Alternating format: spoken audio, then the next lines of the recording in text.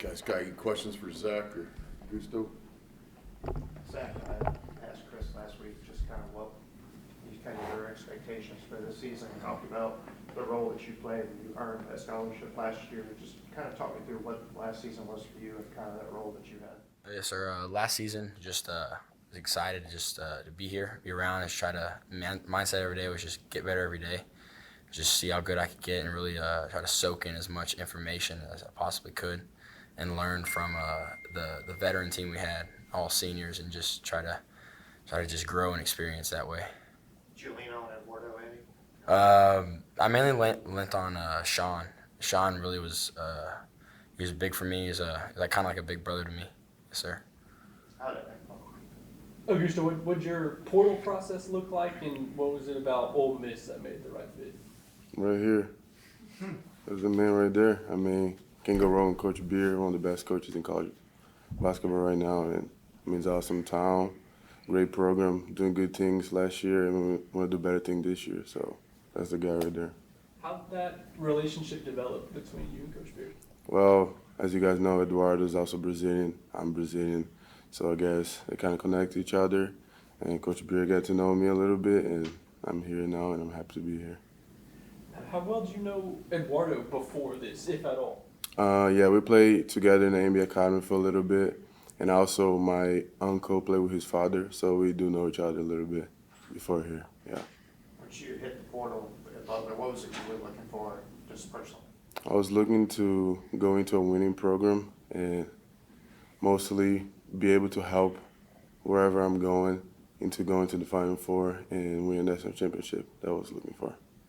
How have you kind of started to get accustomed to Mississippi and Oxford, I guess, so far? I mean, it's not that hard to get adapted in here. I mean, Oxford's an awesome town. I have awesome teammates, have good coaching staff. What else? I mean, the weather's pretty much as I was from Brazil, Salvador, it's hot and humid, so it's not that hard to get adapted for me. I've also been doing this for a while, so. Zach, you're kind of one of the few guys that was here last year. What's it been welcoming in all these new guys and kind of blending this team together? It's been very exciting. Very just new people, meeting different people from different colleges, especially from all the portal stuff, and just kind of seeing how other people did what they did last year and like how they approach certain things and the way they think about certain things. Is it something that takes effort, getting a team together and gelling, or does it happen just in the course of practice and all that? I mean, I think it definitely does. Like outside of practice, definitely team meetings and team meals and stuff like that. And I think that really helps us grow our chemistry and stuff. I was also a part of it. It naturally happens on the court, but I think you can't just rely on the natural aspect on the court. Zach, how do you stay mentally prepared for the season? Cut these months and the months leading up to the season in the fall? Right now, just really not trying to look forward. Just one day at a time. Just get better each day. Just go as hard as you can each rep and just see where it takes you. Going back to what you talked about, Sean kind of recanting that big brother. When did that moment or when did that bomb kind of start? Really, just since I got there. I mean, we played one-on-one a few times. I would work out with him, and then I think we mutually just grew a respect for each other, and I really tried to lean on him and stuff because he really taught me a lot about the game of basketball and just about just life in general. Zach is one of the few returns of this team. Just how do you think this team? What are your initial impressions of this team? I guess maybe compared to last year's team. I think this year we're extremely athletic. I think we're just a different team than last year. Really versatile, athletic, really fast. Not as much experience as last year, but I really think the athletic piece is a huge thing. Any more questions for the guys? All right, appreciate you all.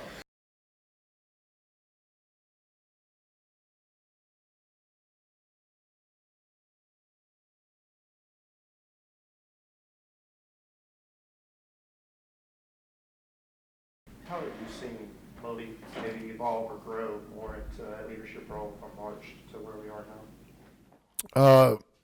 Yeah, I think it's early, but I think Malik's trying. I think we had some really good postseason meetings with him that kind of bled into the early summer. And so what I would say, I actually met with Malik today one-on-one for a while. and just complimenting him on his effort. You know, like if you're going to make some improvements and if you're going to make some changes, the first thing is you have to want to embrace that. And it's one thing to sit around and talk about it. It's a whole other thing to actually try to execute it on a daily basis. But I think he's working on just kind of his maturity in terms of, you know, handling success and handling adversity. He's working on trying to be a leader in his own way. And really that all starts with relationships with his teammates. So I think it's very visible that he's a returner. It's very visible that he's been in this program before. And so I'm proud of him. He's had a good first week in terms of just trying some new things. Last year as a new player, as you can imagine, you're just trying to survive. You know, you're taking it all in.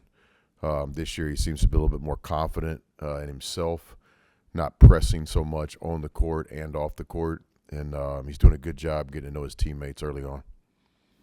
Augusto kind of just pointed at you why he came to Oxford, but what's, from your perspective, that relationship looked like so far to bring here? Yeah, I really like Gusto. You know, he's another one of these guys basketball doesn't define. He's had an amazing early part of his life, you know, being from Brazil, coming to the States, pursuing an education through basketball. So he's somebody I have a lot of respect for. The first conversations we had weren't kind of typical player coach, portal, recruiting. We obviously talked about basketball, but we talked about other things. I think he has a chance to be one of the leaders of this team because of his composure. Doesn't seem to get too high or too low. He's earning our trust. At the same time, we're trying to earn his trust as well. But he appears to be a guy that, you know, if he tells you he's going to do something, he's going to try to do it. You can have a grown man conversation with him. Basketball is just really intrigued. He's really a positionless player. He's got size. He can also stretch the floor like Dia and other guys that can shoot the basketball. He brings a confidence about him. You know, we're looking for guys that know how to win. We're looking for guys that have been coached. And Thad Matta at Butler, in my opinion, is one of the best coaches in college basketball, period. I don't have a personal relationship with Coach, but I think there's some respect there. And speaking to him about Gusto, he said some pretty strong statements, you know, that he believed in him as a young player. Gusto had some adversity with some injuries, never was able to play a full season. So we're hoping he can have his most healthy year of basketball. But I think he can really help this team because he can play different positions. He's a mature guy. He's a big part of what we're doing here. Just a week into the summer drills here, just your early thoughts on Corey Chest and what he's going to bring for you. Yeah, I think Corey, you know, two different ways to look at Corey. You look at him as an SEC transfer that had some real moments in the league as a young player, which is really hard to do. Or you can look at the other side of the coin where he's still a young player himself, you know, just a sophomore in the SEC. So there's a role for him. There's some urgency for him to contribute on a daily basis and be a big part of our team this year on the court. But we're also spending a lot of time and effort on player development and developing his game, both physically and mentally, where, you know, we'll see where he ends up. So it's always a good thing to have young talent in your program that can also contribute physically while they're still trying to kind of grow into being a player. Athletic guy. He's got some competitiveness to him. You know, he's a real player development guy. He's got to work on his skill level. And he embraces that. I don't want to speak for him, but one of the decisions I think for him to come here was kind of the vision that we laid out for him, not only day one or season one, but also the future. He's an athletic guy. He's a great teammate. All the guys, myself included, enjoy being around him. But like Zach said, you know, his athleticism is a game changer. He can do some things that other guys can't do. So it's really that, you know, two sides of the coin. You know, what can he do to help us today? And then where could this guy be in the future if he works on his game? You mentioned Gusto having a chance to lead, but could this team have two Brazilian leaders? Was Klafke kind of the expectation for him, or what do you need from Klafke this year? Yeah, there was a lot there. What was the question? Gusto could be a leader. Could Klafke, the other Brazilian, could he do it too, step into that role kind of more? Yeah, for sure. So, you know, every team has leaders in different ways. I think a lot of times when you think of the leader, you think of Tom Brady or Kobe Bryant. There's no denying that leadership is special. but every guy on the team has to be a leader in his own way. So first thing that we try to explain to the players, I really believe this, is, there's no leader if there's not followers. Like Tom Brady, for example, he was studied him a lot this offseason, and he said it himself in several interviews over the years. It's like, I get the identity of being the quarterback. It comes with the job, but, I can't lead if other guys don't want to follow. And so, certainly understanding that with the players. So what most people might perceive as our leader, the captain, whoever goes out there and shake hands with the other team's player and does the coin flip or whatever. No coin flip in basketball, you know what I'm saying? That guy's not a leader unless he has people in the organization that want to follow. So trying to encourage all these guys to pick and choose their moments and lead in certain ways. Gusto has a chance to be a leader because of his experience, his age, his demeanor, his life experiences. He's been through a lot. Klafke has a chance to lead this year. He's one of 3 returners on the team. Or Max was on the team last year. He didn't get to play, but one of 4 guys that wore the jersey last year. Klafke also can really lead through his effort, crowd favorite early on, just with the energy he plays with, and that bleeds into everybody else. So, guys lead in different ways, and then from time to time over the years, you're blessed to have that special guy that wants it all on his shoulders. Too early for us to identify that yet, but what's a given and kind of a non-negotiable is everybody on this team's going to have to find their ways to lead in certain ways, and everybody's going to have to, be a follower as well. Last week, I think it was confirmed that you guys are hosting Miami for that ACC, SEC. What do you think about drawing them and having them here? Did you guys get that from Swartz, or did you have to read it on the internet? Got it. I think both. Job, Swartz.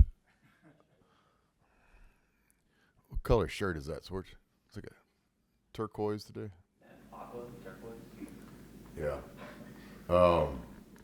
Yeah. So looking forward to the ACC Challenge. Miami coming to Oxford, home game. That's an important thing for a lot of reasons. We want to try to have quality opponents for the season ticket holders. Coach Lucas, friend of mine, known him since he was a player and competed against him over the years. A lot of respect for him. Most recently, what he did at Duke. And so we know this about Miami. They're going to be talented. They did a really good job in recruiting the spring portal. And then, Jay has a lot of just experience in basketball. His dad, his brother, he's a great player himself. So very similar, I think, to kind of the Louisville game last year. Louisville being a first-year program and stuff. I kind of had a feeling that I felt really strongly about it, that Louisville was going to be a really good opponent, an NCAA tournament team, whereas most people kind of disagree with that. I think the same thing could be said for Miami. I think their coaching staff knows what they're doing. They did a great job assembling talent on the roster, so it'll be a great opportunity game for us. Weekend, so many new guys, you have to kind of mix in and gel. You feel like you're where you'd like to be a week in the summer, whatever your mile marker was in your head? Yeah, a lot of urgency on that. We're just fighting time. Like you just want to have a team meeting and a team exercise. You want to just kind of max the 24 hours every day, but it is the summertime, and a big part of summer is balance. We all know what's coming when the grind starts, so it's kind of a fine line. We want to work really hard during the summer, but we also want to encourage these guys to have some fun. Balance is a big part of our process, whether these players, are in a relationship, or a couple of these guys have dogs, which is a huge commitment. All these guys have a passion off the court. And so it's kind of a fine line in the summer. We want to work extremely hard, but there's great value in just a natural off day too, where these guys can kind of just on their own terms, spend time with each other. And I think we had a really good first week with guys' willingness to do that. I noticed the simple things, like when we meet as a team, is it always the same guys sitting at the same table, or do we have some variety, some diversity, and who guys are hanging out with, and we've seen that. And again, I give those 4 returning players a lot of credit for what they're trying to help their teammates get comfortable in Oxford. And I think the new guys are coming in here with a lot of courage. This is not a team where a transfer can just come in and you kind of fit in. This is a team where literally, D and Klapke played minutes last year, and other than that, everybody's new. So, but I know the first week felt good. We had a lot of energy around the program. I think we got better in our 3-team practices. We've got some guys already making some strides in the weight room, trying to take some weight off a few guys, trying to put some weight on a few guys. Academically, we're off to a good start. About half our teams in academic classes this first session of summer. We set the same goal that we've had since 1999. We're trying to make all A's and B's as a program. From time to time, you got to fight for a C. But the effort is, where we have a standard around here. And so week 1 felt good. We've got this week and then next week, then the July 4th, we're going to take a few days off. So we're just fighting time more than anything, just trying to get as much done as we can every day. But again, also letting the guys enjoy Oxford. It's a great college town. It's summertime. We all know what's ahead here in a few months. And so it's a fine line for sure. You mentioned looking at Tom Brady. I guess what made you kind of want to study him a little bit? And I was wondering, have you met him at all? Crossed paths with Tom? I don't think I've met Tom Brady. I might have shook his hand at some event, but I've never met him in terms of quality conversation or anything. But one thing that I've always done is each off season I'll try to study winning. It doesn't always have to happen in the form of basketball. It doesn't always even happen to be athletic minded, but just trying to kind of study successful people and try to kind of learn what they tick, what makes them tick. And so certainly, with Brady, what he did in football kind of speaks for itself. And I think retirement this past year or so, he's been pretty vocal and does an interview from time to time. Also, always really interested in the guy that will really talk and not all the fluff. That's one of the cool things about today's world with some of these podcasts and stuff. It seems like some of these winners, elite people, will talk a little bit more free than you used to back in the day, when you were on the Roy Firestone. Schwartz, do you know who Roy Firestone is? You? I know the name, but I'm not. That's your homework today, Schwartz. Roy Firestone. But you know what I'm saying? Like, it's like these podcasts, one of the cool things about it are some of these relaxed interviews.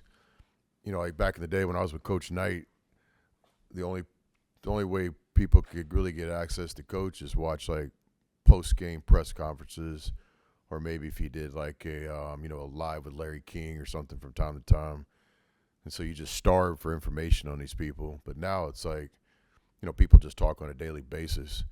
So I think, just the access to information, then you kind of weed it out. You can kind of tell that's kind of fluffy. That's who he is. If you listen to a guy long enough and you study about him or her, you can kind of understand what makes him tick. So, with Brady, it's like the ultimate kind of chip on the shoulder. I guess wasn't supposed to play in college, ends up being the best player. Wasn't supposed to be a draft pick, ends up being the best player. All of his teams won. I think his relationship with his teammates, relationship with his organizations, coaches, owners, the whole deal. So he's I really enjoyed, trying to learn as much as I could about him. And then ultimately I get it down to like the Cliff Notes version. You know what Cliff Notes is, Horst? And then try to get that information to the players. I don't expect Gusto to spend all the time that I spend on those projects, but if I can get him the bottom line, if I can give him 5 minutes worth of information it took me 4 months to gather, I've always thought that's kind of one of my responsibilities as the coach, is to continue to kind of, help these guys, educate them. And so, yeah, I've spent a lot of time this off-season spring looking at Tom Brady. You kind of had a podcast, I think, the Fireside Chat. Are you planning to do that again, or is that kind of run its course? Yeah, we need to. Schwartz, Come on in. let's go. Yes, things been good to us over the years, direct communication with the students, and then I think other people enjoy just watching it. And so, we definitely need to do that. We're looking forward to year 3. I think, our relationship with our students has grown so much from the first season to last season, and it's just really an important relationship to us. So we've been meeting on all things kind of marketing and stuff like that on a weekly basis since the Michigan State game. We've added some new people to the team here. So, yeah, for sure, we're looking forward to doing the best job we can to kind of have that relationship with the students. And the fireside chat is definitely something we should bring back. All right, thanks, guys. Appreciate it, guys.